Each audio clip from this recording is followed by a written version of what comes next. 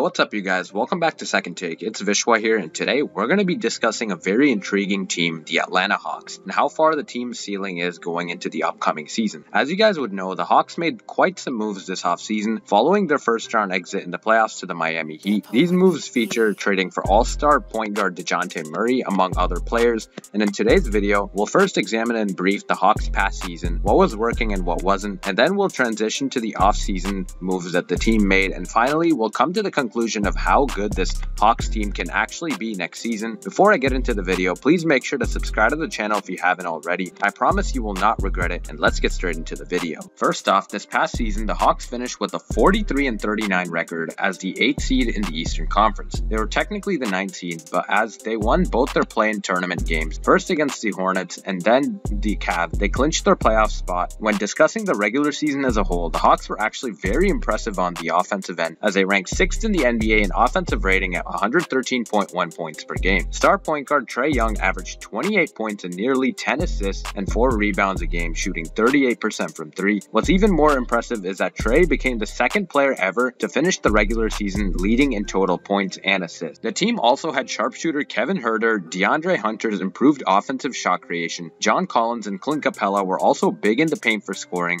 and they also had Bogdan Bogdanovic and Danilo Gallinari as bench scoring and playmaking players. As good as the team's offensive was, the same could not be said for their defense, as they ranked only 18th in defensive rating. Though the team was not as bad as they were in the previous season to last year, their guards simply could not hold their end on defense well, specifically Trae Young, who is seen as one of the, if not the worst defensive player in the NBA. This, along with key injuries to players like John Collins and DeAndre Hunter, slowed down the team a lot. But nevertheless, mad props to coach Nate McMillan and the team for battling through the difficulties to earn the playoff spot following an impressive 5th seeded appearance. Now we'll be covering the key offseason moves the team made and how the new players can contribute to the team. Firstly, we'll start with the obvious move, the trade that featured the Hawks giving up Danilo Gallinari, 3 future first-round picks, and a future pick swap for Dejounte Murray and Jock Landale, who would later be waived. In my opinion, this was an absolutely amazing trade because Murray is not only a terrific two-way all-star, but he's also exactly what the Hawks need to reach further success. And what's crazy is that the Hawks really didn't have to give up any key asset for him, whether it be John Collins or Clint Capella or Hunter or anyone. They only gave up an aging veteran plus draft picks that will likely not be very high, as the Hawks will be too good of a team to fall into the lottery. To understand how good Dejounte Murray is, last season he was a first-time all-star that averaged 21 points, 8 rebounds, 9 assists, and 2 steals per game. He led the NBA in steals per game and total steals. Given these stats, it's absolutely mind-blowing how Murray wasn't named to a single all-defensive team. He was also one of the main reasons the Spurs even qualified for the play-in tournament, even though they would end up losing their game to the New Orleans Pelicans. And as the whole NBA knows how bad of a defender Trae Young is, getting one of the best defensive guards that can also control the offense is an absolute jackpot for the Hawks. Though there are questions on how Trae and Murray will work together offensively, as both may want the ball a lot, I think there are a lot of times where Trae can play off ball as a spot-up shooter, while Murray controls the offense.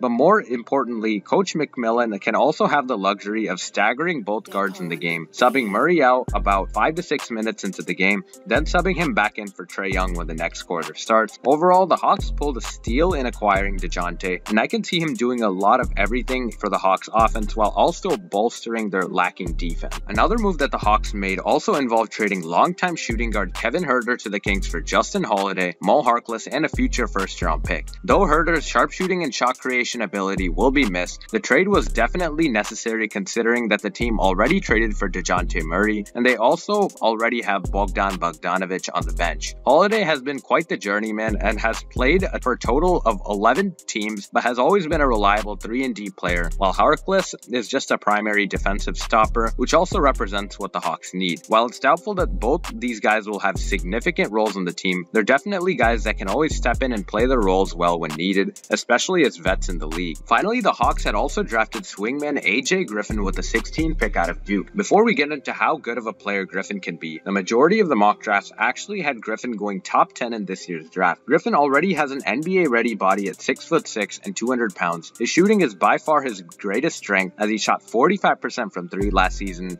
and was also very efficient on 55% shooting. However, his defense is still a work in progress, and he'll need to develop his offensive game a bit more at the NBA level. Nevertheless, Griffin Griffin has also had many Jimmy Butler comparisons, and he could honestly play the backup power forward positions at times off the bench for the Hawks, depending on what they need from him. But he's more likely a small forward. But per recent reports, AJ Griffin is likely to see a lot of time in the G League, as he also didn't play in the Summer League. It will be very tough for him to find a meaningful role, but if it were to be anything, or if he made the rotation, it would just be as a spot-up shooter, as he can't really do much offensively with so many offensive threats on the floor. Another piece from the draft who the Hawks drafted was also Tyrese Martin in the second round. I won't go too much in depth for him, but he had a solid Summer League showing and definitely has potential to serve minutes when needed. The team also acquired guard Aaron Holiday, and by the way, once again reuniting the Holiday brothers as they did in Indiana. Holiday does serve as a great insurance guard that can also be a good scoring punch off the bench if anything were to happen to Trae Young or the other guards. One more thing to note is that John Collins is likely here to stay on the Hawks. Reports this offseason also point to that direction as well, and Trae Young also played in the Drew League with Collins, forming further chemistry, and even Dejounte Murray also got in on the action later on, and the trio formed a lot of chemistry there.